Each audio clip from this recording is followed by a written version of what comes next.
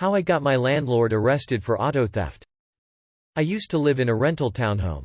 The place was great. It was run by a big company, but they paid an on-site super to run the office, coordinate repairs, etc.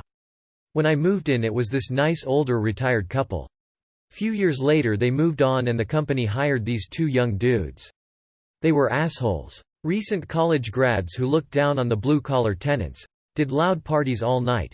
Generally ignored the grounds, ignored maintenance requests, etc.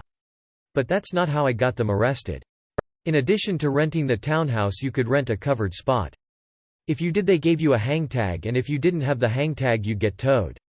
I had the same car, same spot and same tag the whole time I lived there. One day I come out and my car is gone. It was towed for no hang tag, but in the pictures the tow company took it's clearly there. I paid to get it out and complained to the two idiots. They had to call to authorize a tow. Company couldn't just do it on their own. They gave me a half-assed apology. About a week later, same problem. Again, towed for no tag. Again, tags right there. This time I called the corporate office and complained. After that, it started happening nearly every day. When I'd talk to the supers about it, they'd just laugh. I knew they were doing it on purpose, so I did some research. The tow company gave me the names of the people who called it in, and it was mostly one guy but some the other. The tow company wasn't liable because the landlords had called them, so that was out. But I did some research and found out that in my state, calling for a tow when you know it's not a legal tow is grand theft auto, just like if you broke into a car.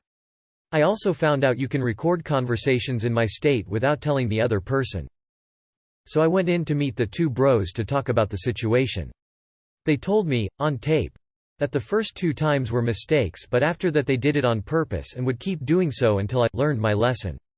They stated that they knew I was okay to park there, but they didn't care. I took that recording and the list of calls to a buddy who's an attorney, and he helped me take it to the local police. Police were more than happy to have a couple felony charges dropped into their laps, so they filed charges and went to arrest them. Corporate fired them same day, refunded all of my fees for getting my car out of hock, and gave me a rental discount for a few months.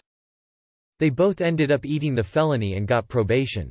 Last I heard, they weren't able to find decent jobs because of the felonies and also couldn't pay their student loans. Both ended up working construction, which they'd sneered at, because that's all they had left.